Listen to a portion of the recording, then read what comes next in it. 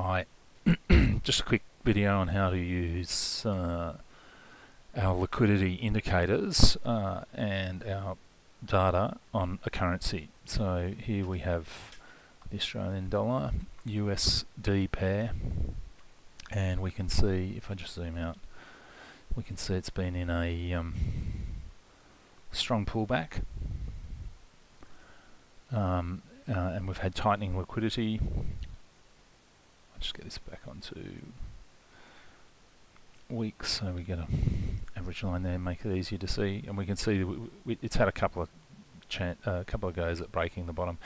It's now obviously into a much tighter, more defended position down here, and from that we can see it's quite charged for some upside price, obviously related to rates, the American economy and the Australian economy, and whether the American dollar will be forced down by policies is the latest. So here we can see it is a little bit above on the daily. Better to have a look at that on the 4 hourly.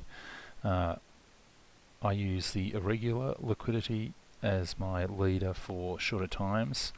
It just gives you the advantage of separating out the daily influence of the trading hours. When we have lit markets in the United States, we obviously get much higher volumes.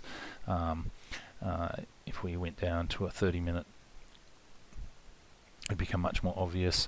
We can see that here in the lit hours, that we tend to have greener periods during the lit hours than we do during the dark hours of the Globex with the Asian and European markets. Not so much with the currency, it's probably heavily traded in Australia, but it is a favourite currency for trading. So understanding the reflexivity of or reactive liquidity is very important. We can see here this is a strong strengthening in the dollar, which is pushing it up, and it's banged on this door now 3 or 4 times, and then at the open, at the close of the market last Saturday, we saw there was some, as there has been the last couple of Saturdays, we had this really reflexive push of the US dollar, with a whole lot of things closing and a whole lot of hedging being put on, which is forced into the index, forced into the bank with US dollars as things are closed, and as hedging takes place. The US dollar is finite, so we get the US dollar bouncing up and making the Aussie dollar very illiquid. So we've seen this illiquid period, and then we can't quite see its reflexivity here, but it's been pushed down, and it's been down under the bubble, the liquidity, that where it wants to move back up, because we've seen for a period it's been well underneath the average line, and so it bounces back up, and it gets back above the above the zero line of liquidity. And we can see it's again had a long growing period, and here we can see that this is really quite a strong illiquid period before bouncing up to a more looser liquid period. And again, we've had a tightening through the trade yesterday with the US dollar, the Dixie complex moving down. I suppose that was buying, and a little bit of a turn going into the tech stocks is my only guess, and maybe buying back of some hedging that had been in place for the big earnings season. Again, we've dropped down, and liquidity has become illiquid into the Australian hours, and we've had a bit of price discovery moving north. Obviously, you can see this on all differently on the smaller time scales.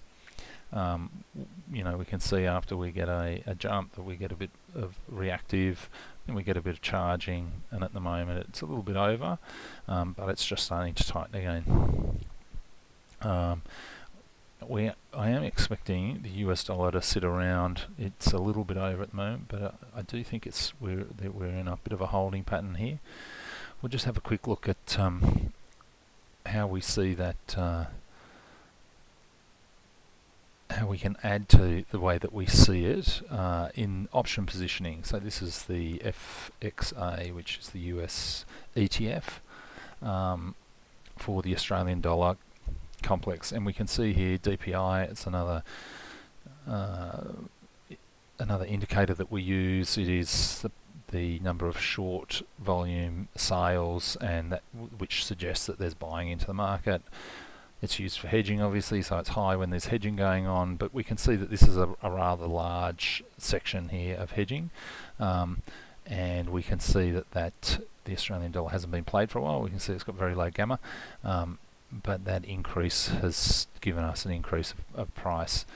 The top of this here is probably a little bit of buying out, and we can see that gamma's dropped, a little bit of buying out of the market. The market thought it was going to have a bit of a go here at the dollar, but obviously the data came in poorly.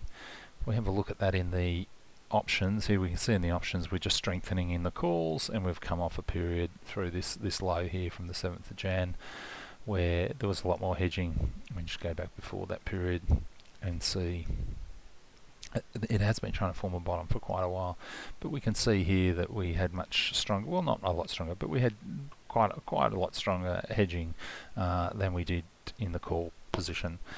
That's the other way that we see the market. I hope this helps you with your some of your trading ideas. Thank you very much.